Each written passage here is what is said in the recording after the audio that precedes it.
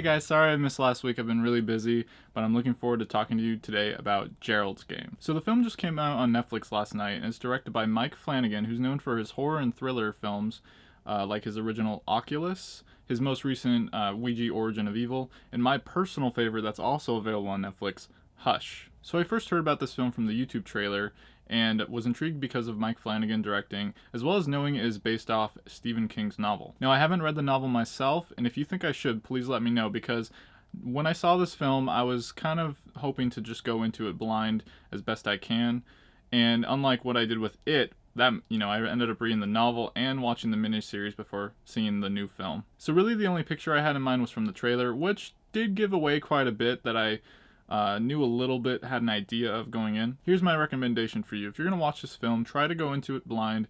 Don't watch too much, don't read too much. If you're a fan of horror, thriller, sort of maybe survival, or just Stephen King novels in general, I think you'll dig this. Just keep in mind, if you see the poster and you're like, what is this, some kind of like 50 Shades of Grey thing? No, it's not like that. It has some elements of things maybe in there, but very little.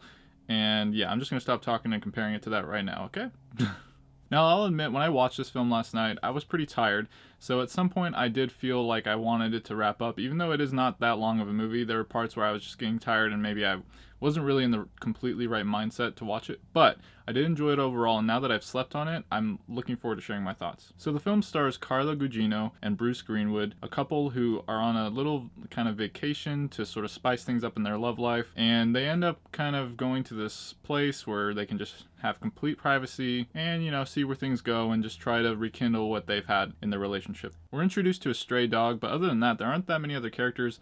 I won't spoil too much on that end because I really want to keep as much of this a secret as I can to you guys if you're planning on watching it. But Flanagan wastes no time getting to the heart of the matter here, which is Jesse and Gerald Burlingame's relationship and how things have kind of, not worked out for a while. There's a lot of tension and there's a lot of things that these two are trying to hash out and figure out. Now, if you've seen the trailers, you know something is going to happen to them. I'm not going to say exactly what it was, but that leads to pretty much the major plot here, which becomes a big sort of survival story, particularly for Jessie. Essentially, she ends up being handcuffed to a bed, and she has to try to figure out how she can get out of this situation alive. One thing I was excited to see, which I really didn't know was going to happen, was some of the more psychological elements. Jessie becomes kind of hallucinogenic about a lot of different things. She starts seeing herself, she starts seeing her husband, and she even starts to see some really mysterious looking figure, which I won't really get into too much because that's one of the more really intriguing things about this film. Let's just say if that wasn't there, I would call it mostly a thriller, but because of this, it does lead into more horror elements. Oh, and Carla Gugino is really, really good in this film. I've enjoyed her throughout the years. There aren't a whole lot of movies I can pinpoint and say like, oh yeah, she was really good in that, or oh, I remember her from this film, but she is excellent and really brings her all in this film. Bruce Greenwood is good as well, however, I just didn't feel as connected to his character. There are a lot of things hinted early on, and pretty much everything you see has a really significant symbolism to it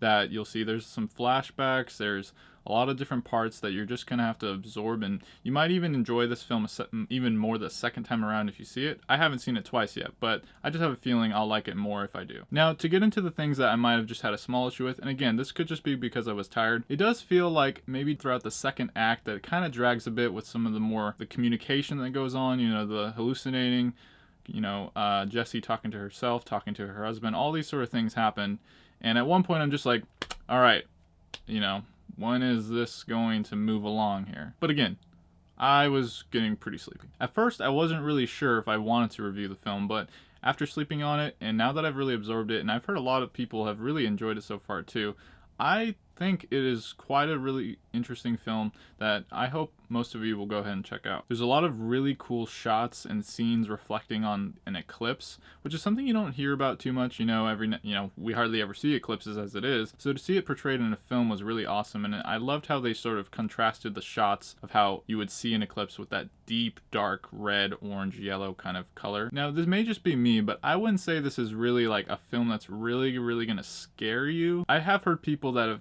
already said that this might give them nightmares. There are some pretty creepy things. I ended up watching it alone, but maybe it's because I'm such a horror buff. It didn't hit me as hard as it could have. However, there is some really, really intense moments that I had to kind of almost look away or close my eyes real briefly just so I didn't have to see some of that. Most of those are kind of near the end, so if you're feeling the movie, you'll see it coming maybe, but it's one of those things where you're always wondering whether it's actually going to happen, and then, oh, okay, yeah, okay, maybe it actually will, and then, yeah. This film also does a great job of kind of subverting some of the horror tropes you see.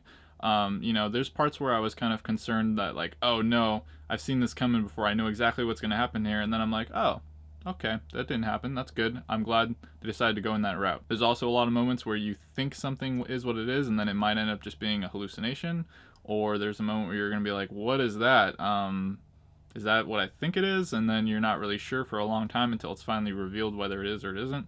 So this film is really kind of for the careful eye. It's really for those of us that are going to watch it and keep looking for little instances and keep thinking about it until it gets answered later, which I believe this film does answer the questions that it brings up. From what I've heard, it stayed very true to the novel. There are some liberties, and it's a Stephen King adaptation, so there are definitely some things that had to be changed, I'm sure.